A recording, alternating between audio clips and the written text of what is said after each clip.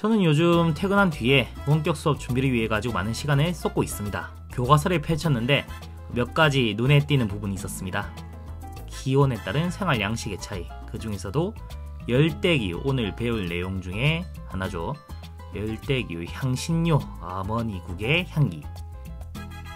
기름에 볶거나 튀기는 음식, 튀기면 다 맛있죠.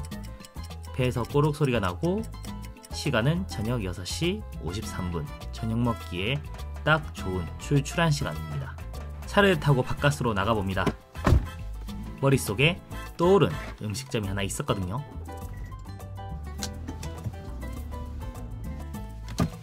김해 외국인 거리에 위치한 태국 음식점.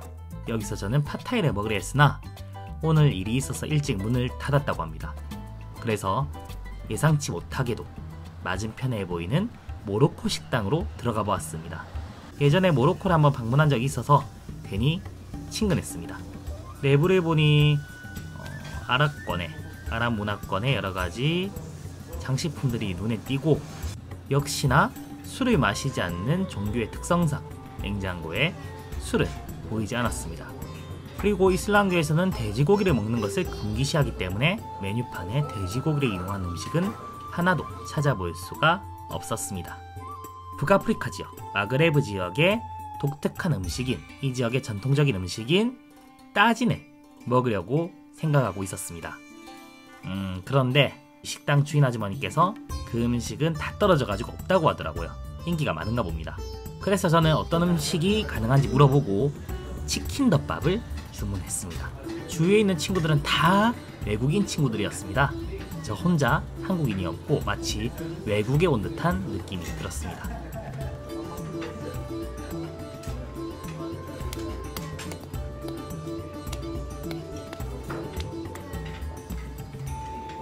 자, 잘 비벼서 치킨 먼저 한번 악 먹어봤습니다. 밥은 샤프란이 들어갔는지 약간 노란색을 띠고 있었어요.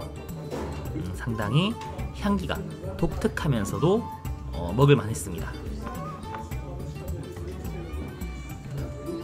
모로코의 길거리에 있는 흔한 음식점에서 파는 그 맛이었어요. 딱히 맛있는 맛집을 찾아갔다기보다는 모로코에서 흔히 먹을 수 있는, 편하게 먹을 수 있는 식당의 맛이었습니다.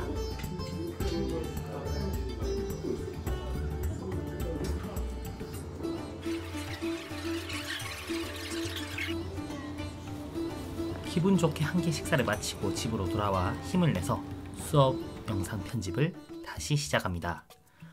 음식 문화를 포함한 지구촌 곳곳의 생활 양식은 각 지역의 자연 환경 및 인문 환경과 밀접한 관련이 있습니다. 오늘 우리는 자연 환경이 인간 생활에 미치는 영향에 대해서 살펴보겠습니다. 지구상에는 다양한 자연 환경이 나타납니다. 기온이 높은 더운 지역이 있고, 반대로 기온이 낮은 추운 지역도 있습니다.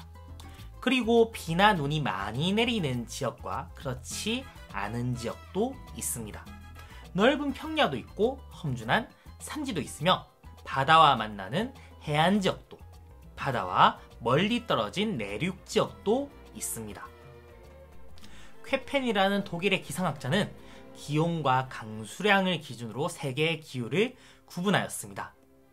지역별로 기온과 강수량이 다르게 나타나는 것에 영향을 미치는 요인에는 위도, 지리적 위치와 수륙 분포, 지형과 해발 고도, 해류 등이 있습니다. 이거 벌써 머리가 많이 아파지죠? 자세한 내용은 학년이 더 올라가면 심화 과목에서 공부하도록 하고, 오늘은 세계에 1년 내내 뜨거운 열대, 바짝 말라있는 건조, 우리나라가 속해 있는 온대와 냉대, 꽁꽁 얼어있을 때가 많은 한대기후 정도가 나타난다는 점을 먼저 알아둡시다. 이것만은 꼭 기억해 두세요.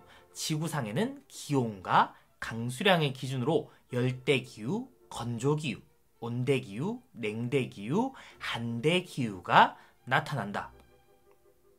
즉 세계의 각 지역은 기후와 지형 등 자연환경이 다르다고 정리할 수가 있습니다. 그리고 인간은 이러한 다양한 자연환경에 적응하며 살아가는 과정에서 지역마다 고유한 생활 양식을 만들어냈습니다. 이것은 빈센트 반 고흐의 낮잠이라는 그림입니다. 밀레를 존경했던 고흐가 모사한 그림으로 프랑스 남부 지중해 연안 지역의 한 농촌을 배경으로 그린 그림입니다. 이 지역은 온대기후의 일종인 지중해성 기후가 나타나는 지역으로 여름철 낮 기온이 매우 높게 올라가기 때문에 오래전부터 낮잠 자는 문화가 발달해 있었습니다. 지중해 연안 지역의 낮잠 문화를 시에스타라고 합니다. 파티, 축제를 말하는 피에스타와는 다른 겁니다. 지중해성 기후가 나타나는 지역을 여름에 여행하면 지금도 많은 가게가 낮에 문을 닫고 주인이 휴식을 취하는 것을 볼 수가 있습니다.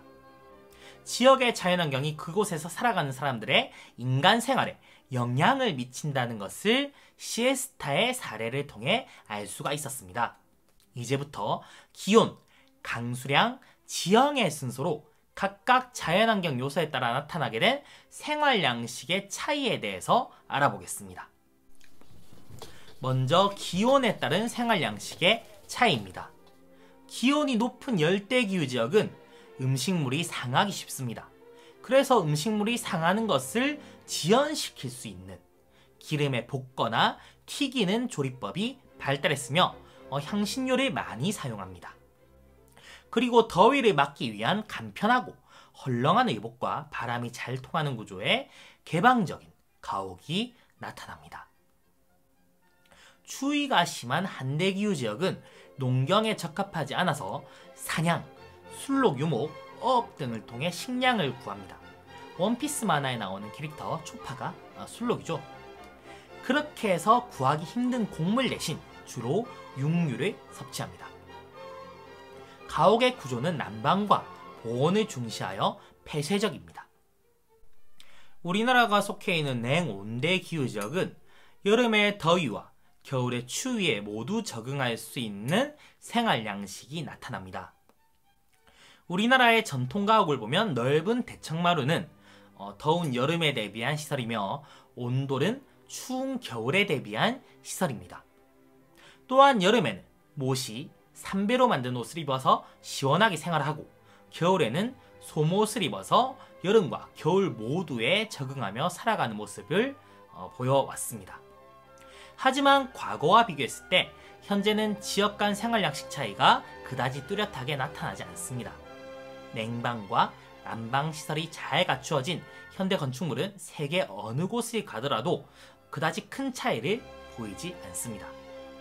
과거에는 자연환경이 인간 생활에 미치는 영향이 매우 강해서 지역마다 생활 양식의 차이가 컸지만 최근에는 기술이 발달하여 생활 양식의 차이가 줄어들고 있습니다.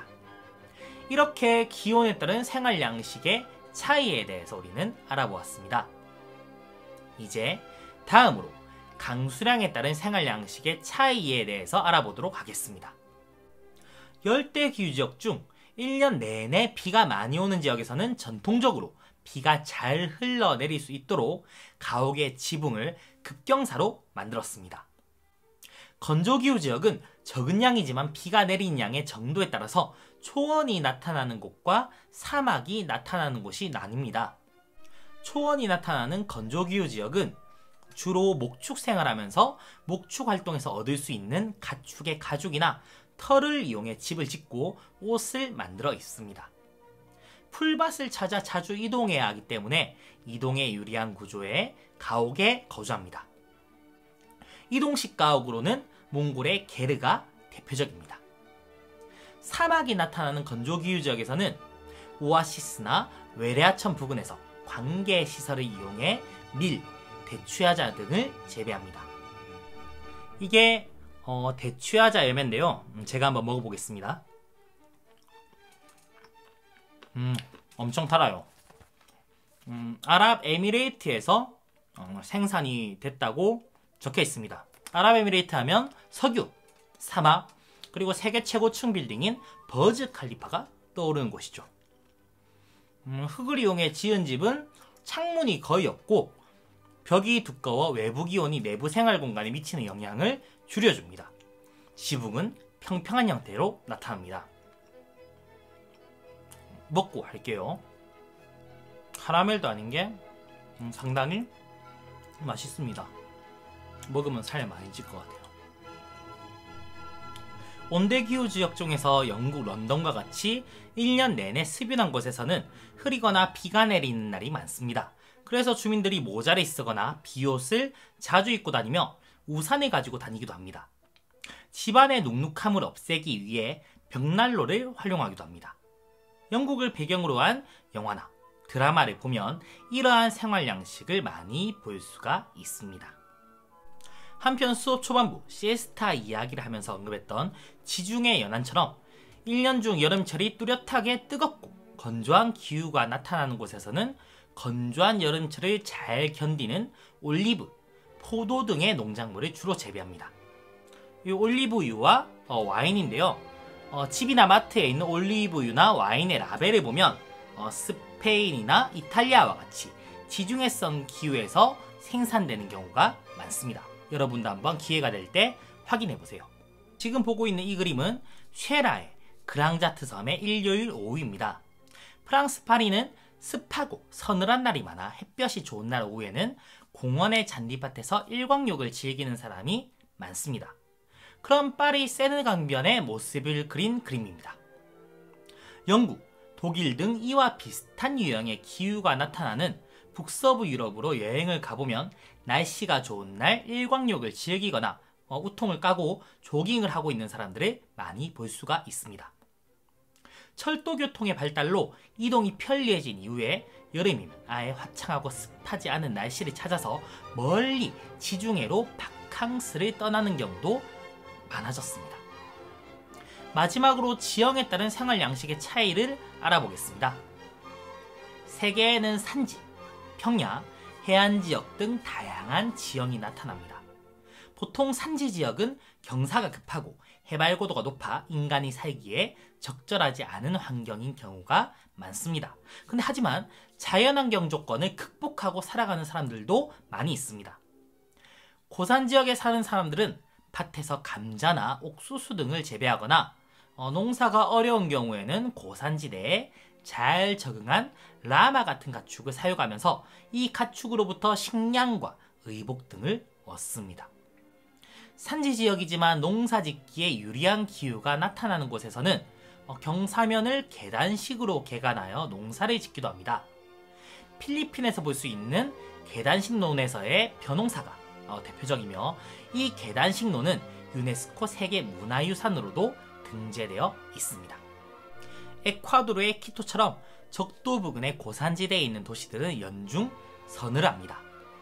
등산을 해보면 산을 올라가면 올라갈수록 점점 쌀쌀해지는 것을 느껴봤을 것입니다.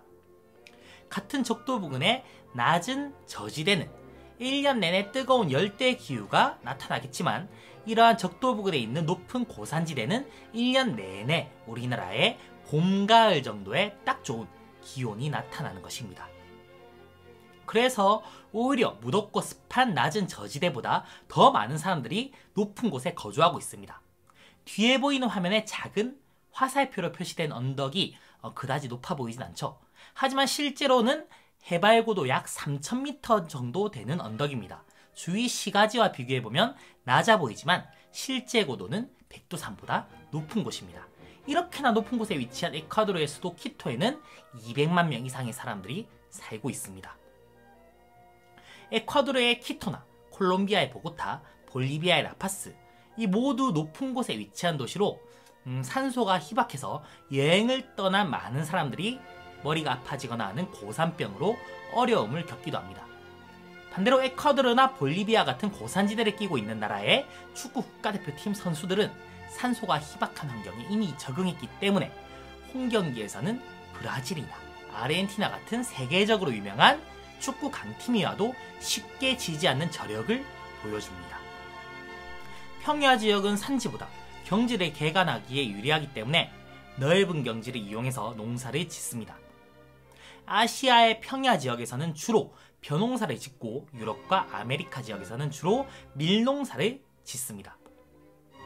평야 지역은 교통로 건설에 유리하기 때문에 철도나 도로교통의 요지 역할을 하면서 큰 도시가 발전하기도 합니다.